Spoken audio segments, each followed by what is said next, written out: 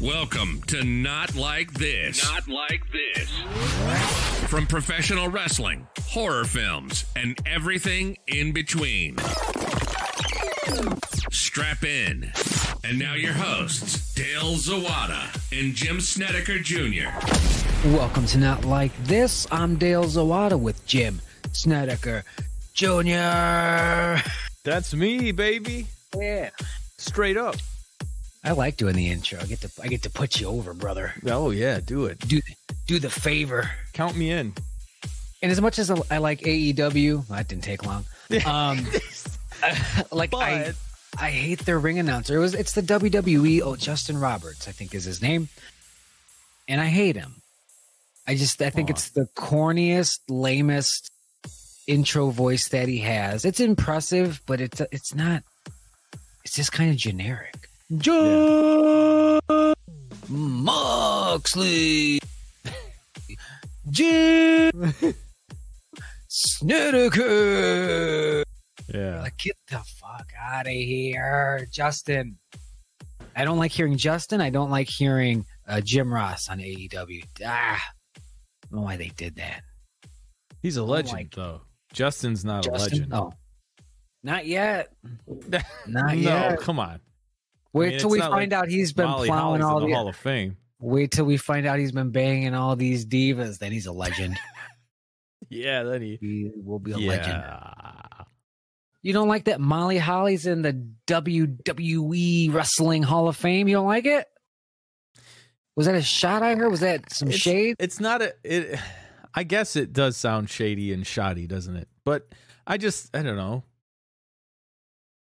That doesn't seem like a Hall of Fame length of even a length of a career. It's sort of it's one of these things like this, Dale. We all know that Vince hates China because she did pornography and left on bad terms or whatever. She's ugly. But honestly, if she was good looking and did porn, I think he'd be all right with it. But go ahead. I mean, it's when you think of that era, you're gonna have Molly Holly in before China is just weird. I think maybe they're slow rolling it. They're gonna run out, and then they're like, "Oh shit." Is she in by happenstance? Is it like DX is in? She was there, so I mean, she didn't get a ring. They did that. She didn't get a ring. She was alive when she was alive, and she wasn't there. I don't know if she was alive at the time. Either way, she didn't get a ring because they won't give. I don't think they give you a ring if you're not alive. They just throw it at the headstone. Say, there you go. Vince pulls up in a limo. Just walks up. Throws it again. There you go, son of a bitch. Got people selling these, hawking them. I think Ric Flair did that. Nicole Bass in there? No. Not yet. You didn't even make a joke out of it. No. No. Be serious, please. I know. Molly Holly is 14-time women's champion, wrestled in Japan against... No, none of that's true. No? But she was entertaining. She was... Oh, well. But by all means, then. Hillbilly Jim is in. Hey, he's a legend. That's... I mean, I'm always going to go to that when this happens. Now, we still need our Cyndi Laupers. We still need... Is Macho? Are we still waiting on Macho? Or we did that? Macho's in. Yeah, the brother did the thing. The brother did the thing. The family was not happy. Do the thing. If you got the guts. Which, I don't... I see it both ways. I'd be happy. There's some remembrance, some honors. The fuck? I do feel good that it's sort of as a fan, it's in Martha's court whether or not she wants him to be in, and she says she'll never want him to Owen to be in, and I think as long as they leave it up to her and she doesn't decide. Oh, Owen. Yeah, as long as like, what does she got? What does she fuck Martha? Owen's going in. Like, I would feel weird about that. But Macho didn't really. It's like Macho's mom or something was like, no, he doesn't. Mrs. Madness. Yeah. And Lonnie's like, fuck you, mom. TV doing it for time. the fans. I'm gonna do so many poems. And the circumstances are so different. It's not like Vince killed him. Oh yeah, by being careless. Yeah. Not like China. I blame him. Well, she spiraled out of control. All these wellness things that they'll pay for. Now with China, they're like, you're ugly. Pay for it with your pussy. Get some more work done and we'll talk about it. Pay for it with all that pussy money you're making. Man. Gross. Yeah. Speaking of speaking of wrestling, it's music related. Shut up. You might find this interesting. Jim Johnston, the former WWE music producer, the guy. Yeah, songwriter, composer, the guy, yeah. You never hear from him. He doesn't pop up anywhere, especially in WWE stuff. They just don't give a flying fuck about this man who's made them a lot of money. I think he was on Stone Cold's podcast in like 2013 or something. You know, when it was like a new thing. But he had a little quote. I think he was on somebody else's podcast. And he had a little line. He just said, no, this is good. I'm on board with him. He says, the music is so bad. These days, it's just sound effects and noises and stuff. It doesn't have anything to do with right? It doesn't have anything to do with the characters and the storylines anymore. That's the essence of this business. And that's currently lost. I don't get it. Well, who's the guy before Jim Johnston? Jimmy Hart. Because essentially, because if Jim Johnson was the guy that did Ultimate Warrior and the Rockers, he's got a little bit of explaining to do. Because he basically just like recycled the exact same fucking song. Hey, CFO was doing that, and they were there for a cup of coffee. It's like, you're already out. Gas tank's empty already. CFO. Now they're gone. They've been gone for a couple of years. I didn't even know that. I don't know who's doing the music anymore. Who's CFO?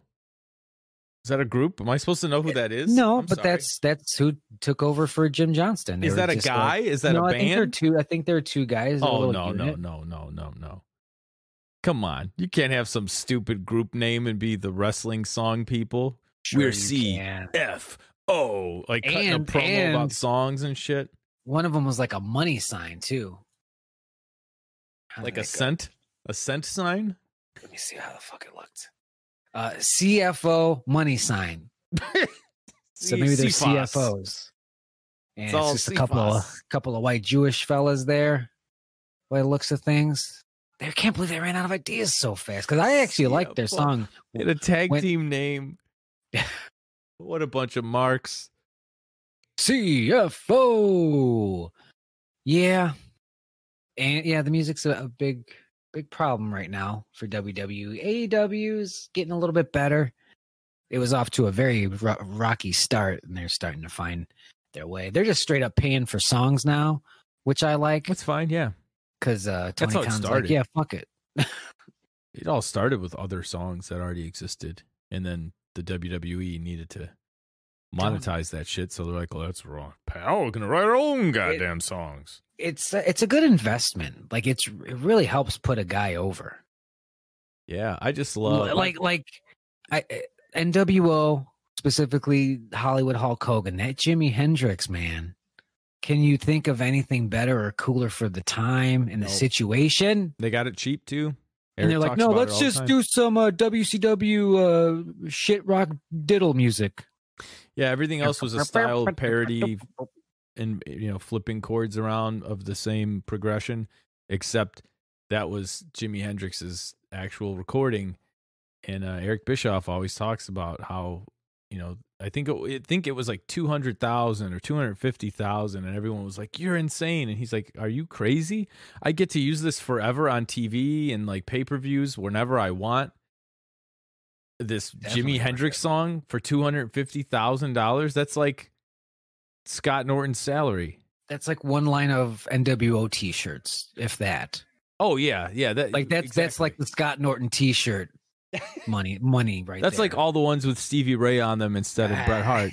I didn't bring it up. I brought it up, Dave. I brought it up, Dave.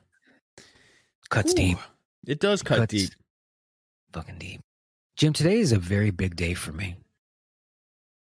Why is that? Jim, I Went to Bass Pro Shops. They've got a big sale going on, big trade-in sale. Reel in a minute. Your rod and reel, and you get a little coupon on your new rod and reel, which is a kind of a scam. But I mean, these rod and reels were just going to sit here, so I'll take the little coupon out of it. And it was such a good time. I was in there for 2 fucking hours. I looked at my watch. I was like, I've been about a half an hour. So I was like, oh, I'm late. I gotta get going. I got fired. I've got places to be. But I updated my fishing rigs, and I am good for a while. Did you I renew your license there too? Was that part of the deal? No, I think I have to wait till like April 1st for that.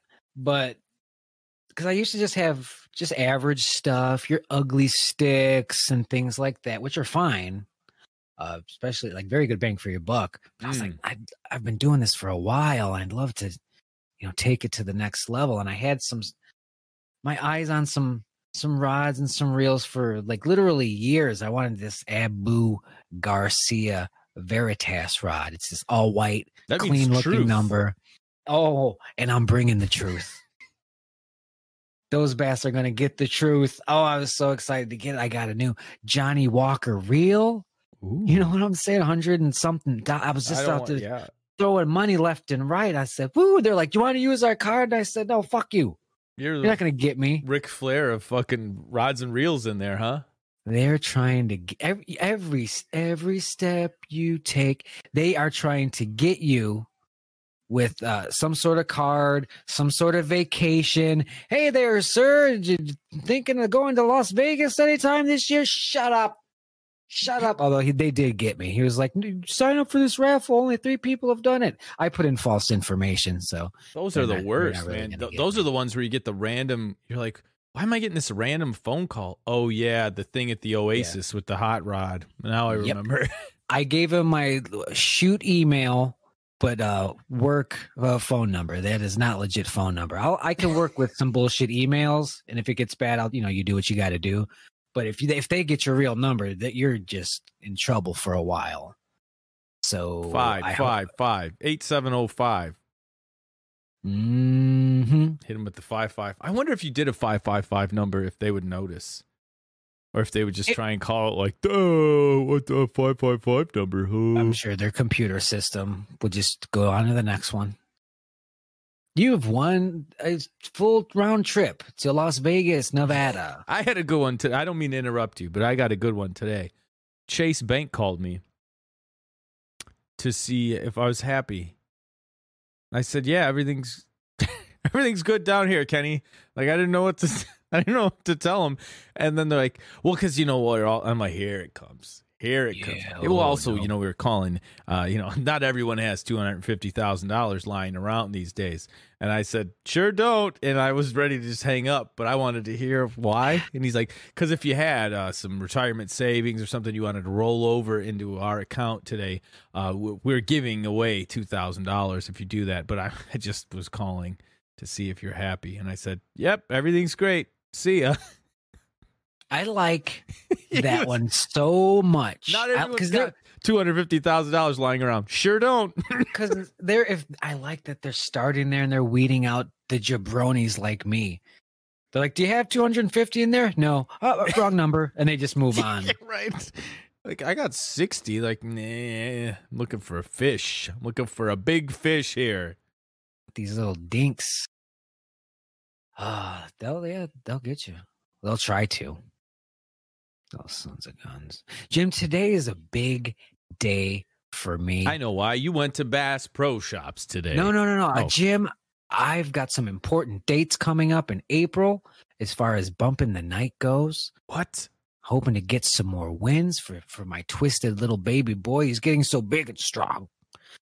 Hopefully some more things down the pipeline in April. And just keep chalking these up. And I'm going to get that Veritas rod, and I'm going to get the big fish. I'm going to catch a producer by the lip and be like, come here, you son of a bitch. Get him. We're making a movie. Show me your back room. Where's your secret room? And speaking of that, for those interested in bumping the night, not to buy it, but just like he talks about it a lot. I forgot that I did this.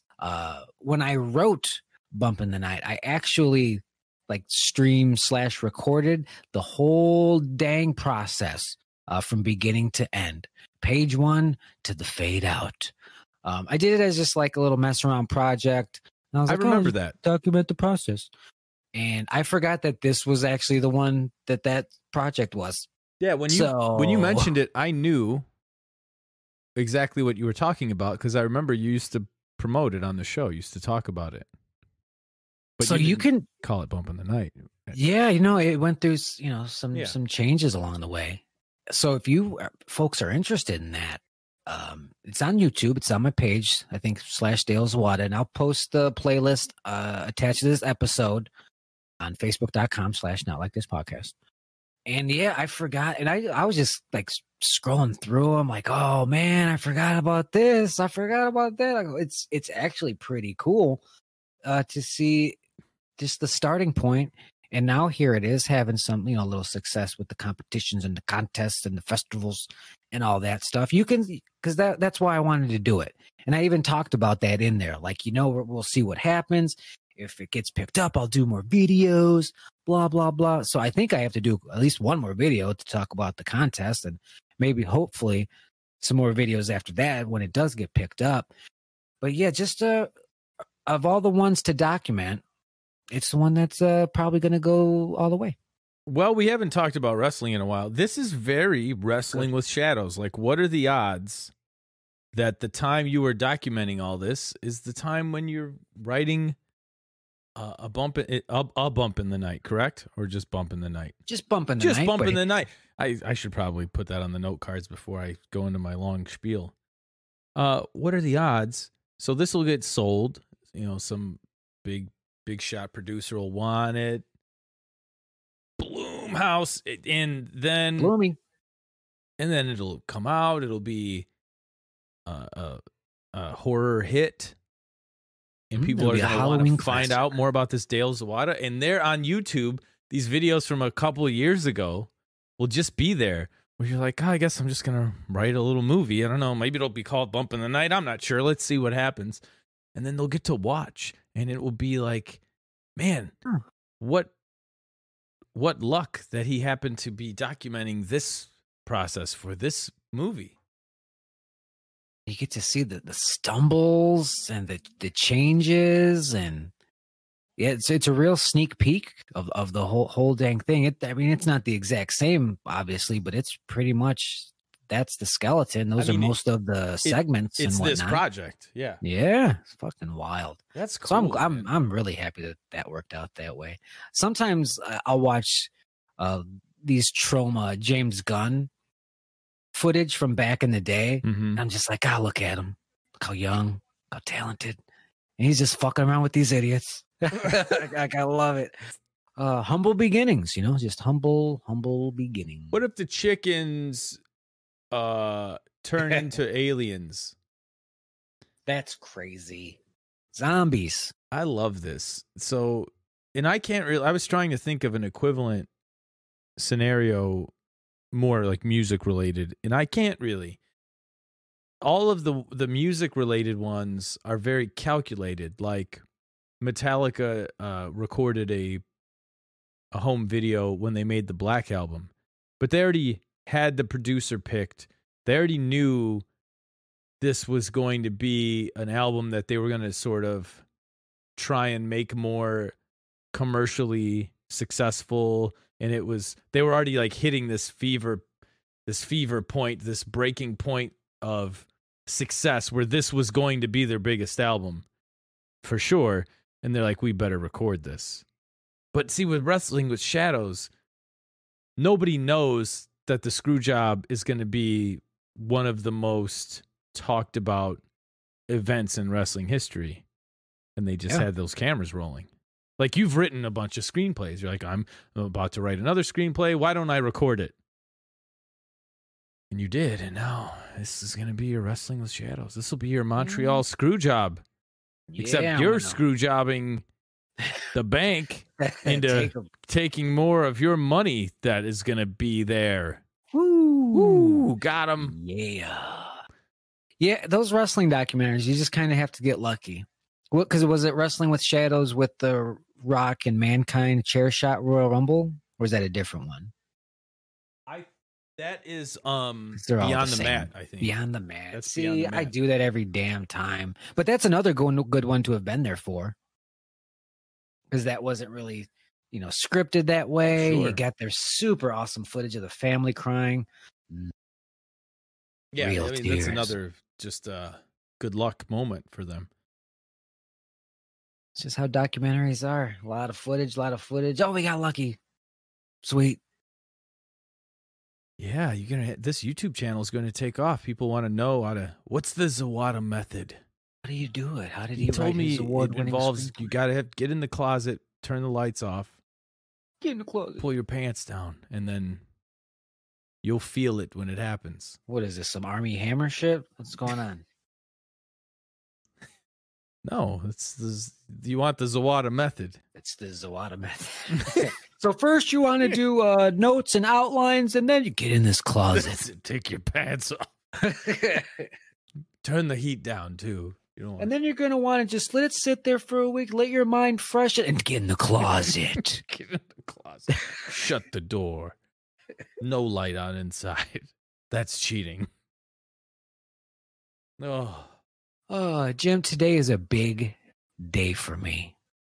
Oh, I know. Your screenplay No. is Jim, I put an offer on a condo today.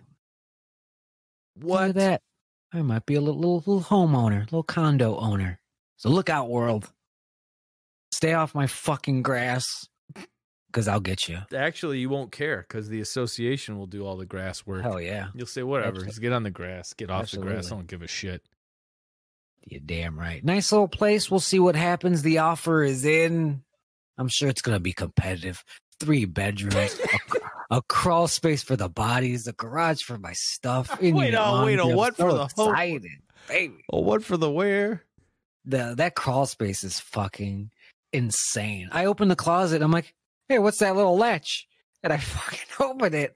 He's like, oh yeah, there's a crawl space down there, and it's all like freshly renovated. It cost him like $13,000 to do it. It's all like tarped off beautifully. It's super nice. And I'm like, man, you could fit. Like Gacy'd still be getting away with the shit right now if he had this motherfucker. Like I can't even see the walls when I peek my head down there. It's end to end. So that's pretty cool. So and we'll see, because this condo hunting's been a real pain in the ass. They disappear immediately. And then you're like, oh, I like this one. Let's act fast. And like, well, there's competitive offers. We might want to go higher. It's like, well, we're not. So settle the fuck down. I only have so much money. So there's a band called Ravensthorn that I played in their rehearsal space before. And they have a song. I think it's called Buried in the Basement. And the reason it's called that is the singer was living in it's called Buried in the Basement. It's on YouTube if you want to go listen to it. There you go. Ravensthorn, all one word. The song is about the singer was living in this house, in the upstairs of this house. And apparently years earlier, someone had murdered a bunch of kids and cemented them into the basement floor. So he's just living in this place, and then the FBI comes over one day and kicks him out and asks him a bunch of questions, and then like jackhammer up the floor, and they find all these body parts. I guess you could see like in the basement floor, well, this place is 80 years old, and this is not 80-year-old cement, like concrete. You could tell that it was newer. Yeah. So they're like, yeah, I think X marks the spot here. Ooh. So it's a fun little true crime story. Don't be that guy. Okay? No, I won't be that guy. I don't know how to work a concrete mixer or anything like that. I'm just gonna throw them in there. Yeah. It's the smell. I feel saturated by it. It's repulsive. When do we get Isn't Matrix 4 a thing? Isn't that coming out soon? Or eventually, I should say? Eventually is probably the best way to look at any of that stuff. Obviously, Lethal we've Weapon got 5. Yeah, if Donner makes it. Jesus. Dude's going to be 108 years old. He's going to have some sweet, fresh dialogue for us kids. Well, he's not going to write it. I hope not. I mean, does Shane Black have sweet, fresh dialogue too, though? I don't think so. He's just like, yeah, MySpace wall. Like, oh, Christ. Tom will be there for MySpace. Hey, take out your Garmin. We're going to go on a road trip. I mean, Shane. And he flips open his phone and notices the number. I'm sorry, Shane. He flips open his phone. Yeah, he's got one of those new flip phones. Nokia's. Do we want to talk about Cocaine Bear? Because I feel that could go quite long. We can talk about it now. Is it out already, or it's just been? We just know that it's coming out. It's coming to a theater near us, according to avclub.com. Hey, that's a real website.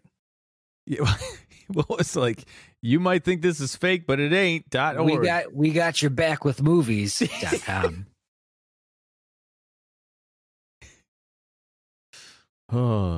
So Cocaine Bear is going to be a movie produced, maybe written or directed by Elizabeth Banks. She does a lot of directing and producing these days. Very talented lady. Yes. But it's going to be Cocaine Bear, which right away, that's got your attention. So here's the little Cliff Notes story here in 1985. Ooh, it's a period piece. In 1985, a drug smuggler named Andrew Thornton fell to his death because he jumped out of a plane while carrying too heavy a load while parachuting. That load was drugs. Because before his death, he dropped a bunch of cocaine out of a plane somewhere over Georgia. And as you can probably guess from context clues, that cocaine was later found by a bear, a 175-pound black bear to be specific. The story stops being fun after that point, according to avclub.com, because bears aren't supposed to eat bags of cocaine. But that doesn't mean Cocaine Bear isn't one hell of a concept for a movie, blah, blah, blah, blah, blah. So Cocaine Bear is a real thing. I think it's stuffed and displayed in some like weird store in the corner. Some tourist trap place. So you can actually go see the Cocaine Bear if you want. Very strange premise for a movie. Are we following the bear? I don't think we're following Andrew Thornton because there's not a short movie. Yeah, not a lot to follow there. Now, give me 90 minutes of a bear tripping balls, I guess. That's cool. Or 2 hours and 12 minutes, right? No. Okay. So this reminds me of a few things. When I first saw Cocaine Bear, I thought Sharknado. And then it's a combination of two crazy words. Yeah, when I read the synopsis, I remembered that, of course, Joe Rogan has mentioned this 100 times on his podcast because he just mentions the same shit from time to time. And I remembered him bringing up this story. And then I saw Elizabeth Banks is producing it, and I know her, I want to say, if I'm stopping to think about it, exclusively through comedic roles.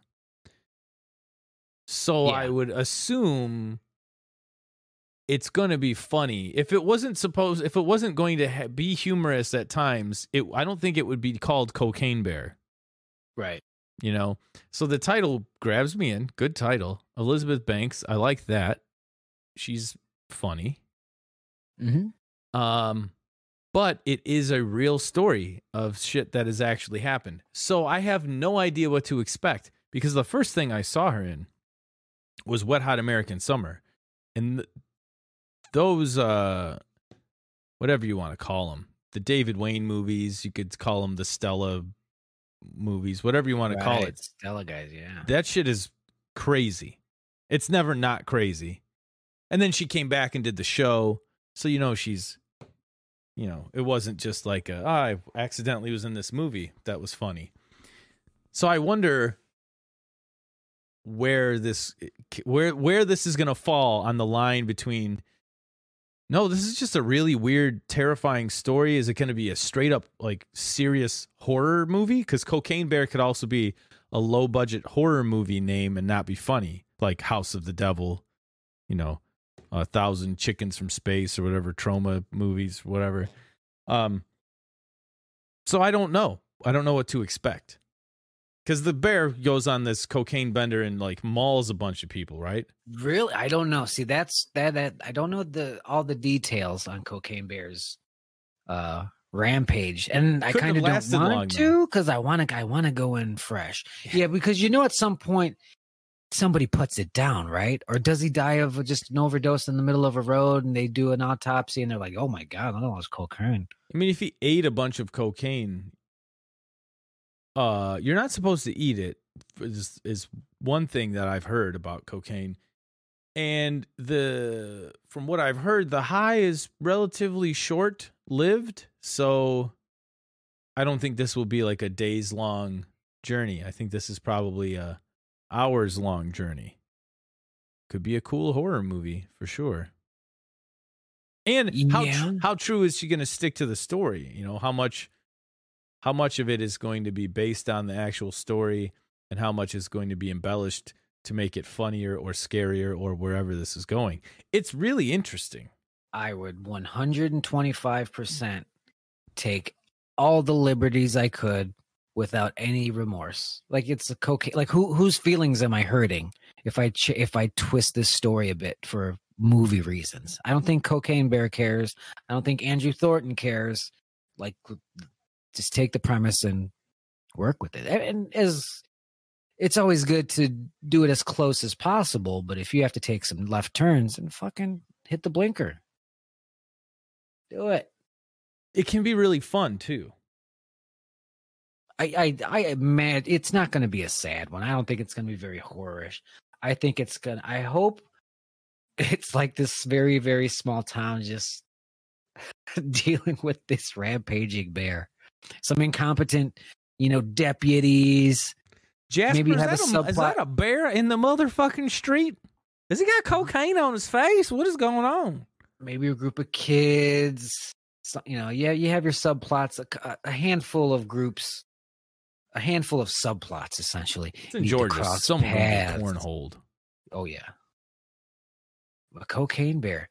Not everybody is a fan, it seems. In the comment section here, Sam Barasenti, Dirtside. This guy's name is Dirtside. He says, this is a sure sign that Hollywood is out of ideas. Who said Hollywood is making it, though? Well, I'm sure it's a studio movie. Yeah, Universal's like, we really want to make this Cocaine Bear picture. Cocaine Bear. Disney Plus, Cocaine Bear. I mean, what are there, like 3 studios left? Come on. Yeah, Disney's not. Hollywood's run out of ideas. Apparently, they haven't, because you're about to see Cocaine Bear. Hell yeah.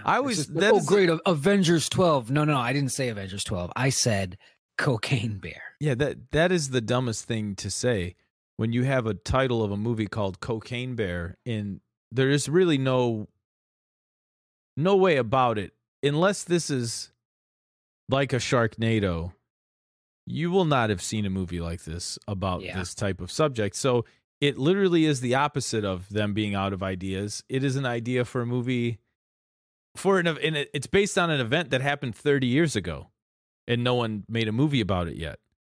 So I think they haven't run out of ideas, because now here's a new one.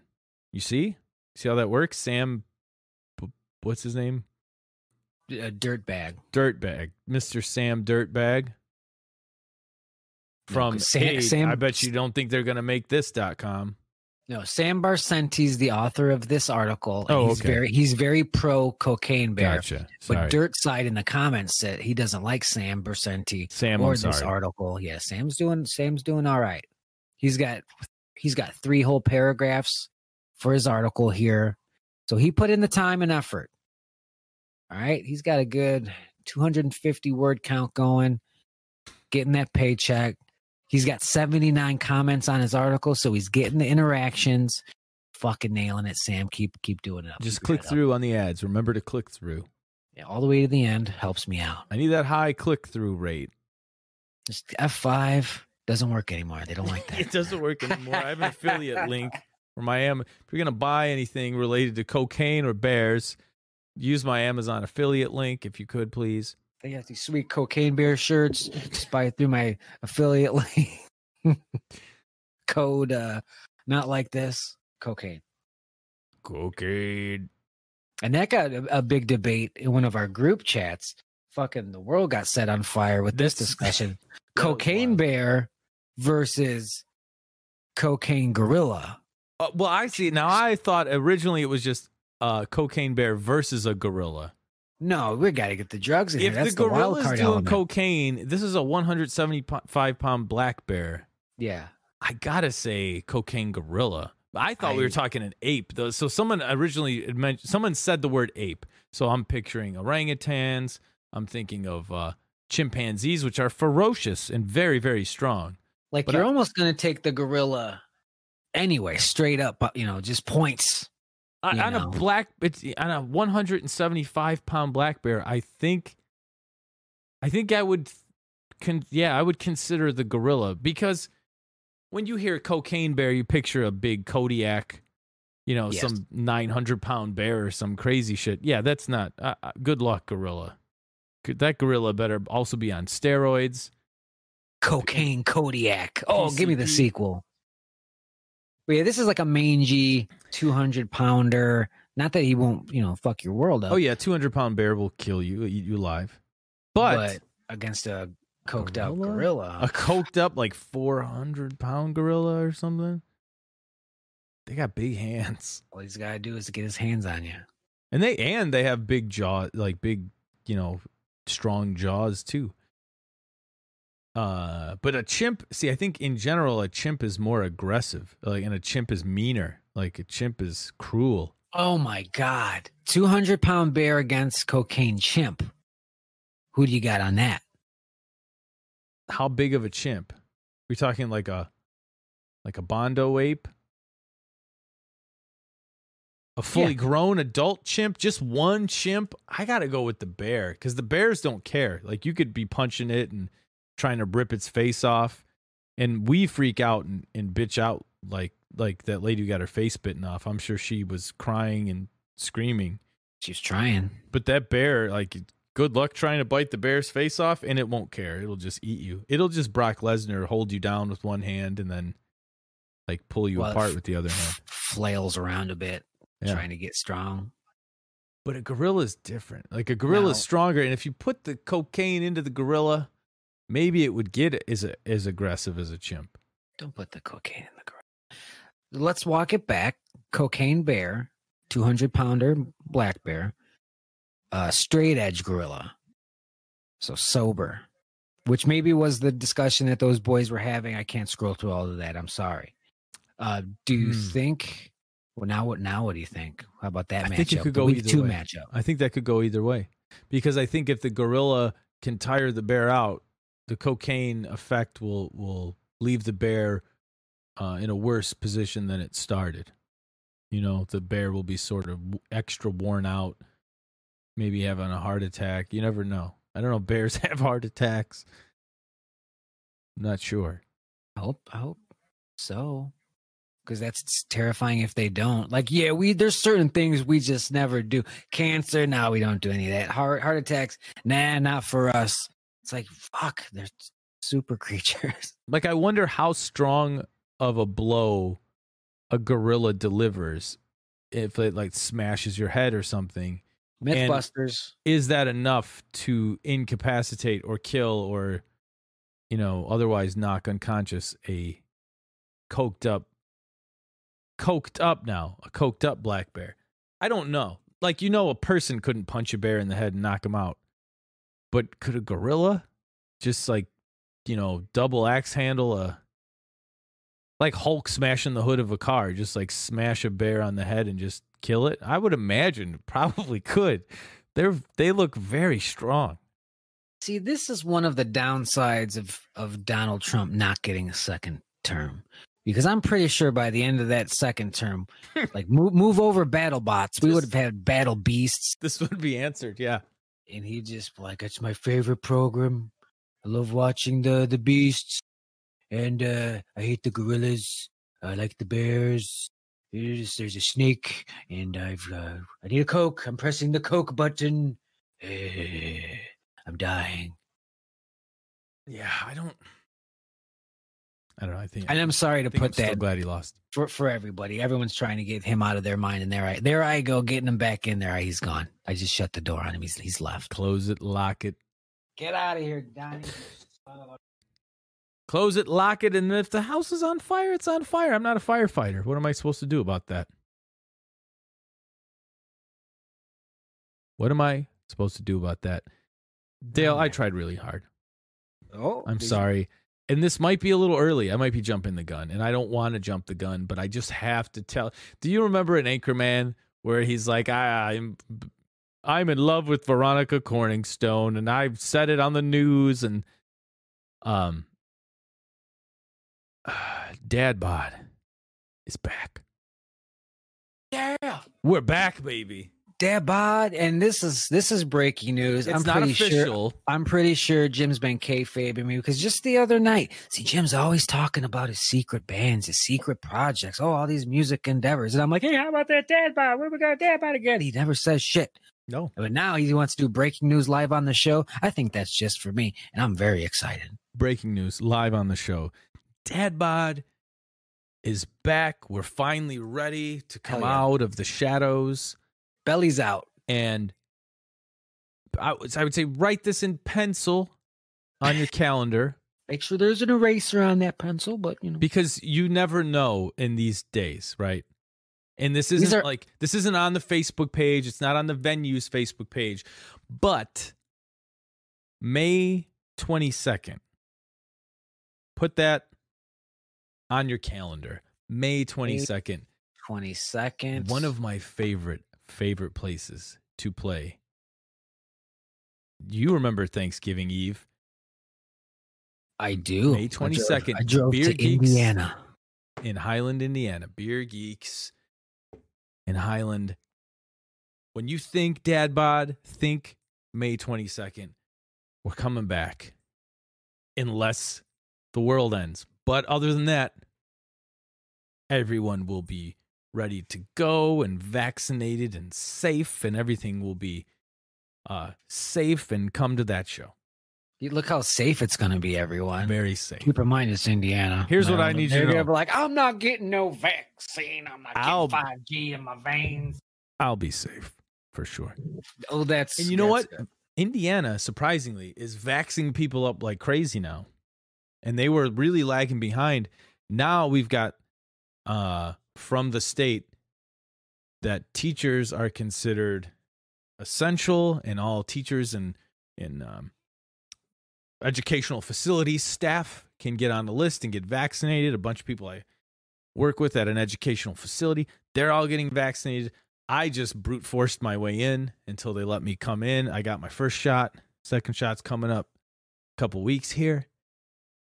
And I'm just feeling good. I really do feel like by the end of this calendar year, we will historically be grateful that it lasted only as long as it lasted. Because didn't the flu pandemic, that was like a 2 or 3 year ordeal? 3 or 4? I feel like it was a long time.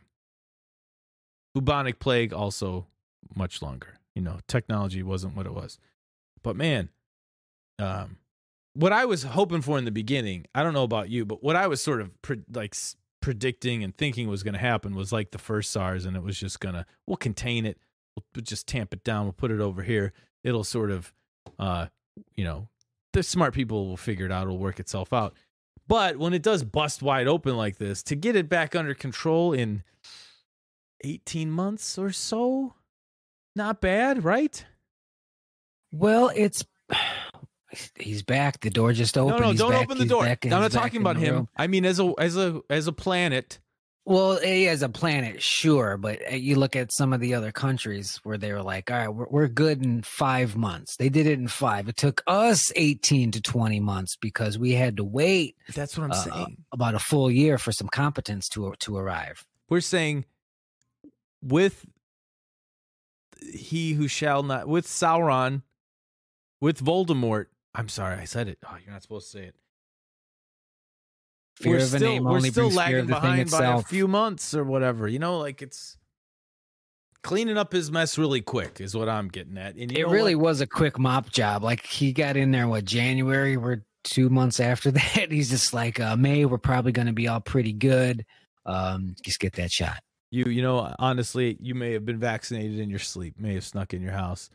You left the back door open, give you a little prick while you're sleeping. You don't know it, the better. It's the new feature of Amazon Prime. We come in and we vaccinate you while you sleep.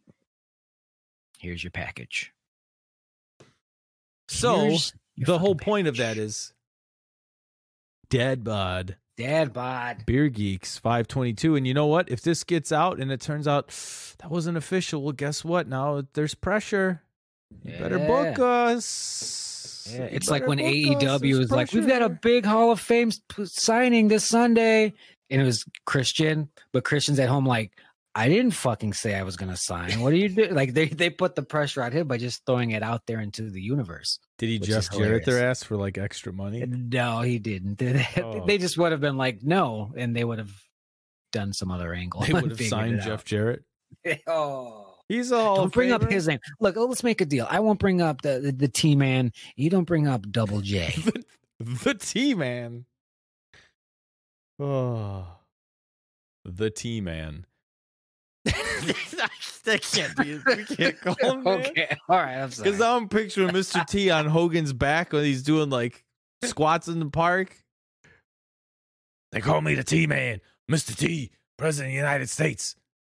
I love my mama, sucker. Ooh, well, we went 47 minutes. Talked some wrestling. That got its way in there, but we didn't talk about Halloween, so that's cool. We did talk about horror movies, though. A little bit. So this is from dreadcentral.com. I've heard of it. This is just a little blurb because I can't get enough Halloween kills news. I don't blame you. Until the movie comes out. We are fucking getting there, by the way. Time is steadily creeping along. God, I can't wait. And it's they got a hold of John. They Carpenter. They called up old Johnny C. They're like, he'll answer anybody. He talks to Chase Bank and is just like, yeah, I got 250,000. What do you want to do with it? You know, Nick Castle sings all the high parts in that Big Trouble in Little China song. So even though this has nothing to do with John, the news is going to come from John. He says, I can't wait because the way he delivers it is always the best. Just about hype, Halloween Kills, everyone's super excited about. He says, well, the producer and owner of the Halloween franchise, Malika Akkad, says it's the second best one right after the first. So that's from him. I think it's a balls out slasher movie. We haven't had one of those in a long time. And then he adds, it's done. We're just waiting. Yeah. Supposed to be out last year, John. We're all finished here. I hope so. We're almost done. It's done. We're just waiting on the world to be a little bit more sane and a little safer before we release it. Holy Toledo. It's the ultimate slasher movie. Turn to Robin. Holy Toledo, Batman. It's a fucking massacre. We know. You're waiting for October. We understand why. We're just waiting for it to be October again because that's when people see these the most. Even John's running out of sound bites. Yeah.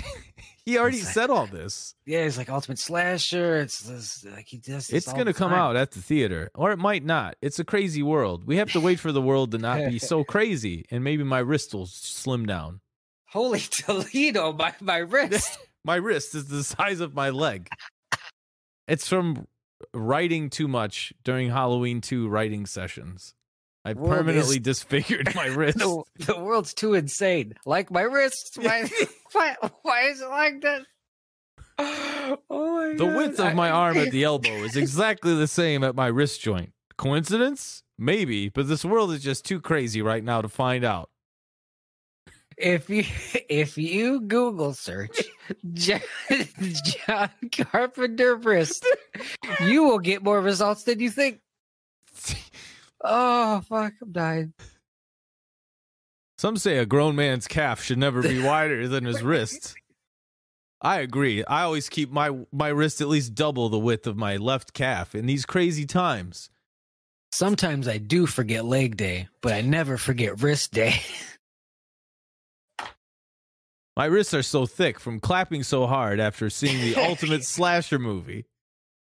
When all you do is roll joint after joint, it builds a lot of muscle in your wrist.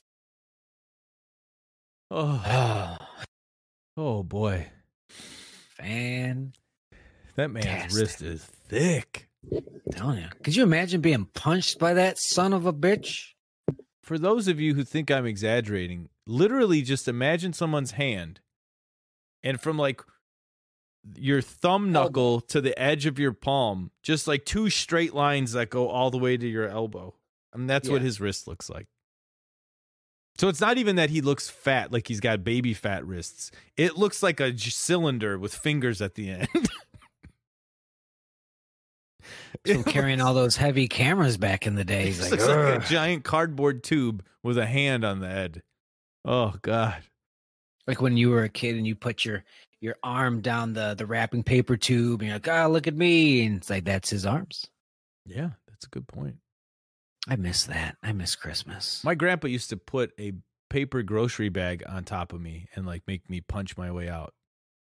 Fuck are you talking about right now? Love that. Well, we were talking about. Hey, we're gonna play. We're gonna play. You don't want to see this. No, it was so. No. It was the phrase like he couldn't punch his way out of a paper bag. Have you ever heard that phrase? Oh, okay. So my grandpa, he's he's dead now, but he was an old man then, and grocery bags used to be paper, and I was small enough, the large ones where you could just drop it over me. And it would go down to my waist, and he would say, "Go ahead, punch your way out." And it was fun. It was like it was like giving a kid bubble wrap, like, oh, pop the bubbles. Oh, cool. He's like, here you go. Punch your way out. I do not miss being poor, I tell you. So Well, he just gave you a little idiom challenge. There's poor and there's cheap. It turns out later, this man had insurance policies on top of insurance policies on top of insurance policies. If you were an insurance salesman, you worked with him. You could get all of my grandpa's money. If you were trying to sell salami for full price at the grocery store, fuck you. What am I, some kind of fool? It's he will burn that waltz to the ground. Well, Jim, have you thought about what would happen if your dog's insurance policy lapsed and then your dog had a serious illness and then no one could take care of your dog and then therefore the mortgage wouldn't get paid? And he'd be like, I'll buy it. How much is it a month? I'll take it. He wanted to feel very safe. Put all his money into insurance policies. Sometimes it's what it's about. Feeling Still good, died feeling though. So, well, there was that policy, Policy on top of policy. H.H. Holmes style. Get those payouts. H.H. Gregg getting a refrigerator. Sure. Yeah, Lloyd's of London. That was a thing, man. I wonder how much money they lost on wrestlers. I think they're fine. I'm sure the premiums were expensive. Sleep over. If you're going to get into business with those carnies, you get everything coming your way. You marked. They had other famous policies with musicians and stuff, like David Lee. Like supposedly, this is a rumor. Like David Lee Roth's penis was insured. That's good. That's a fun one to happen. I'm a sex symbol. What if something happens to my penis? What would happen if he had an STD and it's getting bumpy? I don't know. I'd have to read the policy. Pay out? I would hope so, because no one would want to touch it. Nuno Betancourt from Extreme had his hands insured through Lloyd's of London, but he did it after they got hurt, because he's like, oh, I don't want that to happen again, and then it didn't happen again. So I'm sure the premium is probably like $1 million policy, and the premiums are expensive, but you're rich at the time. You're taking in all that dough. But these wrestlers are fucking con artists. And you're like, oh, you're like a professional athlete. Okay, I understand. Yeah, it's like a football player, no? Yeah, sounds legitimate to me, Mr. Ultimate Warrior. So you see, my back hurts, and my name's Mr. Perfect. And I wrestle in the WWF, but I hurt my back so bad, I'm gonna need to cash out that policy. Oh no, I'm Kurt Hennig. No, I'm not Mr. Perfect. That's a different guy. I'm gonna go wrestle in WCW. Terry's a different person, brother. No, I don't think that's how it happened. I think Kurt had to pay his policy back or something. Was it Kurt or Rick Rude? Well, a bunch of them, but Rick Rude, I think, also had to pay. One of them didn't, and that's why Lloyd's of London was like, "We're done, no more wrestlers." I think it was Kurt like fucked them over somehow, but yeah, Rick Rude tried to fuck them over, and then had to pay it back once he went back to WCW, because that's why Kurt was like, "Oh, he's a commentator, he's a blah blah blah," you know. He's still here. We're still paying him, but he's not wrestling. So I'm not wrestling, so I still collect that check. Then he wanted to wrestle again. The bug will get you. Not worth it. Not worth it. What? Not wrestling is not worth it? Or wrestling again? Because didn't he come? One of them came back and kind of like voided the whole thing. And it's like, that wasn't worth it. Take the money. I love wrestling. Do you? Guess so. I mean, both of them were great. Kurt, I would say, is definitely like one of the greatest of all time, though. And I could see him just watching guys suck in there and just being like, "You fucking amateurs. Can't bump like me. Kick this leg. Watch what happens." Whoa! Oh, yeah. Oh, man. His bumps were so great. Look at that. We even got some more wrestling talk in there with Mr. Perfect, Kurt Hennig. Yes, because we talked about Lloyd's of London and Grandpa Jim insurance scams. Something about John Carpenter's wrists. I don't remember.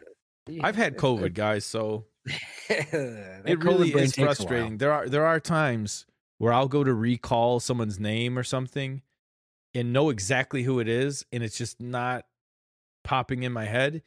And I thought about one of these situations so hard on Saturday morning when I woke up that it hurt my head. But I just kept doing it. I just brute forced it, and then I've remembered the person's name, and it was frustrating. But shoot, maybe I reactivated a synapse. Maybe that's what that pain was. Yeah, fire it back up. Yeah, I'm reactivating the channels. Wear your masks, folks. Don't let this Chinese flu get you. Get the shot. I'm a month or so away from getting the shot. I'm so nervous. I'm going to catch COVID walking into the fucking place. I'm going to avoid it 99.9% of the way, and then I'm going to slip and fall onto COVID. Well, then you'll be happy to know that by the time all that happens, you'll have gotten the shot before things even kick in and you know what hit you. So don't even worry about it. I got I think I've had COVID since high school because my memory. Woo! 5th grade for sure. Yikes. We don't now. Well, yeah. So I've had these headlines and stories for a couple weeks. I'm just going to blast through them so I don't have to bring them to next week's show. I keep copying and pasting the same notes every week. So I just want to mention that Alamo Drafthouse has filed for Chapter 11. No. So that's not good. That's one of the places I could have seen Monster Squad again. Yeah, so that's probably going to go corporate and not be as cool as it was. I never got to experience Alamo. So that sucks for me and for movie fans in general. Next headline here. Bruce Campbell confirms Evil Dead Rise begins filming in New Zealand later this year. That's right. Evil Dead Rise. What is that? A show? A movie? That is a film. That is a film. It's in a modern day setting. I'm reading it. The modern day urban setting. It's out of the woods. And it's going to have different people, obviously, because they just remade it, 4 or 5 years ago, and people liked it. I didn't really, but that's fine. But that young lady, she's not in it. It's not about her. It's a different person. He gave some speech about how, we want to change it up like every time, a different everyman sort of thing, and just tell these kind of stories. So Ash is not in this movie? No, I'm pretty he will be, but I don't fucking know. Well, because the remake was like a remake. He's producing it. All right, so he's just producing it. We're gonna have a heroine, woman in charge, every man, every woman. This is gonna be a similar thing. So yeah, it's not saying he's in it. He is producing it, and so maybe it is just gonna kind of be another. This is not like the effects show or whatever. No, it's not like a movie version of that. Okay, so Unfortunately. and I just got to be honest with you, if he's not playing Ash in an Evil Dead movie, I really don't give a fuck. I think they should, because he didn't want to do it for a while, and that's fine. But then he did the show, and that was fun, and everybody liked that. It's like, just you still got it. Just do the movie, take the check. Like, what the hell's wrong with you? Yeah. Everybody loves you for it. Yeah, I mean, that's what we're coming to see at this point. And my last little headline here before we start to mosey on out: Hugh Grant to play villain in Paramount and E1's Untitled Dungeons and Dragons picture. Sophia Lillis from the It movies is on board. So she's the one female girl in It. So she's in there. Chris Pine is going to be in this Dungeons and Dragons movie. Michelle Rodriguez, Justice Smith, and Reggie Jean Page will be in it. This is not filling me with a lot of hope. It is directed by Jonathan Goldstein and John Francis Daly, who did Game Night, which is a good movie. I've heard this. It's also a comedy. Weird for your Dungeons and Dragons picture, although if I got pegged to write a D&D movie, it would definitely have some comedic elements for sure, so I can't really say much there. But interesting to have Hugh Grant, Chris Pine, Michelle Rodriguez in your D&D movie. So we're not really making new stars here. I don't know what's going on with that picture. It's not, yeah. You know, I love playing D&D, but I'm not a big enough fan of the universe, I think, to even enjoy a D&D movie. Like, to me, yeah, there is a D&D movie. It's called Lord of the Rings. You know, the game came from the fantasy world, you know? Just give me a movie that just encompasses D&D. Like, it starts in a tavern, because every good adventure starts in a tavern. Okay, I get it. Like, make it like a D&D game, yeah. Yeah. It's, I write all these one-shots. You just write a fucking D&D flavored one-shot that, like, if you had to write like a sample for people who've never played D&D and you want to get the greatest hits in there, starts in a tavern, we're going to have a dragon with some gold maybe. Like, you just take all the best of and you make a movie of it. Little whodunit, switcheroo. Yeah. Little secret, who the king really was the bad guy. Oh, there was the little mouse in the bard's pocket. He was a polymorph. It was the prince. You got there's a lot you could do. So, but we'll see with what Hugh Grant has to bring to the table for Dungeons and Dragons. That's a name I think of when I hear Dungeons and Dragons. Hugh Grant. Well, plugs, facebook.com/notlikeThisPodcast. The other big plug was Facebook. May 22nd, Dad Bod. So pencil that one in. Yes, folks. Facebook.com/DadBodLive. Right? Or is it banned? I don't remember anymore. It's Dad Bod Live. You'll find it out there. Live. Yes, May 22nd, Highland, Indiana. Beer Geeks. Patreon.com/notlikeThis. We are recording the new movie commentary track this week, and I'm super excited about it, and I will explain to you why after we do it. But that's going to do it for episode 167, I believe. Thank you so much for listening.